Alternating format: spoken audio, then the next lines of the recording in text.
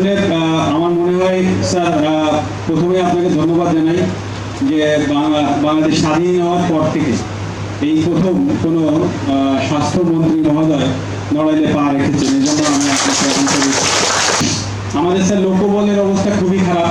আমাদের স্যার নিয়োগের স্যার যে জিনিসটা বেঁধে আছে স্যার, ওইটা যদি আপনি একটু অনুমোদন হতে হচ্ছে বিগত 6 বছর আর আমার বড় হওয়া পর্যন্ত 80 সব থেকে পরিষ্কার হয়ে গেছে।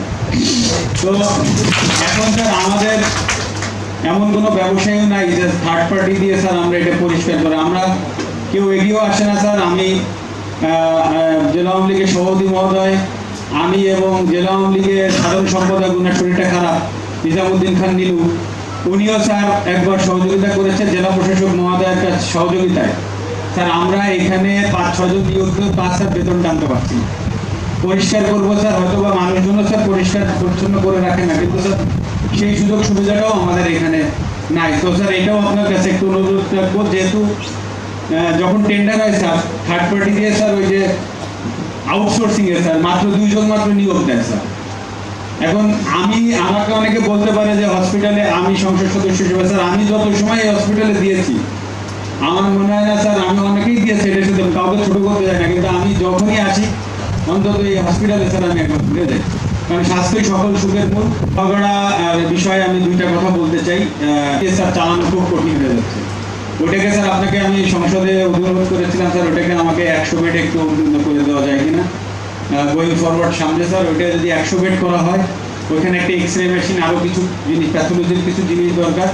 এই জিনিসগুলো স্যার আপনি বিষয় এত কিছু চাচ্ছে এই কারণে স্যার, আমরা সবসময় ছোট জেলা বলে আমাদেরকে ট্রিট করা হয়েছে, আমরা ছোট জেলা, এটা সত্য, কিন্তু আমাদের এইখানে একটা প্রবলেম হচ্ছে কি স্যার, আমাদের এইখানে ছোট জেলার ওই বলতে বলতে আমাদের এখানে 60% মানুষ যারা হচ্ছে খেটে খাওয়া মানুষ, 60 থেকে 65% মানুষ। হয়তো আমার চিকিৎসা হবে ঢাকায়, না হলে সিঙ্গাপুরে, এখানে অনেকে ডক্টর আছেন, অনেকে ভালো মানুষ আছেন যারা চিকিৎসা দেবে ঢাকায় হবে বা বিদেশে হবে, কিন্তু স্যার এই আমার এলাকার গরিব যারা মানুষ আছে এদের চিকিৎসা স্যার এই সদর হসপিটাল ছাড়া হওয়া সম্ভব না। তাই স্যার এই জন্য আপনার কাছে আমার অনুরোধ, আমি সবসময় চেয়েছি যে হসপিটালটা একটা জায়গায় আনতে, অন্তত আমাদের সাধারণ মানুষরা যেন ওই চিকিৎসাটা নিয়ে বেঁচে থাকতে পারে। কারণ এনাদের পক্ষে যশোর খুলনা পর্যন্ত অ্যাফোর্ড করা কঠিন। এখানে এখন এমন একটা অবস্থা হয়ে গেছে, রুগী আসলেই হয় যশোরে রেফার হয়ে যাচ্ছে, নাহলে খুলনায়।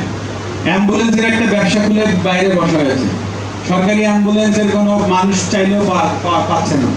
তো স্যার এই জিনিসগুলো আমাকে মানুষ বলেন, হয়তো বা আপনার এলাকায় বলবে স্যার, কিন্তু ঘটনা হচ্ছে যে এখানে একজন তত্ত্বাবধায়ক সরকারিভাবে আছেন, এখানে একজন আরএমও সাহেব আছেন, আপনি সামনে আছেন, আমি ওনাদের কোনো দোষ ধরতে চাচ্ছি না, আমি আপনাদের কাছে অনুরোধ করব যে এই সিস্টেমটা যেন ঠিক করা হয়। এই সিস্টেমটা তো আমার ঠিক করার দায়িত্ব না, আমি চাই যে আপনারা নিজ দায়িত্বে ঠিক করেন, যত রকম সহযোগিতা লাগে দিন রাত পরিশ্রম করে আমি করতে রাজি আছি, কিন্তু এই সিস্টেমটা যেন আপনারা একটু ঠিক করেন। এটাও সত্যি প্রেক্ষাপট যে ডাক্তার হয়তো অত পরিমাণে নেয়, দিলেও স্যার থাকতে চায় না, তবে আমি একটু এনশিওর করছি ডক্টরদের সর্বোচ্চ সহযোগিতা করা আমার দায়িত্ব। আমি অ্যাজ এ হোস্ট হিসেবে আমি ওনাদেরকে এখন যারা আছে আমি বিশ্বাস করি ওরা খুব ভালো আছে, কারো কোনো মানসিক সমস্যা নাই যে আমাদের থেকে কোনো চাপ আছে। আমরা অবশ্যই আমার ডক্টরদের এনশিওর করতে চাই আপনারা আসেন নড়াইলে, আপনারা নড়াইলে মানুষদের সেবা দেন, আমরা আপনাদের সেবা দিচ্ছি, আমরা প্রস্তুত আছি।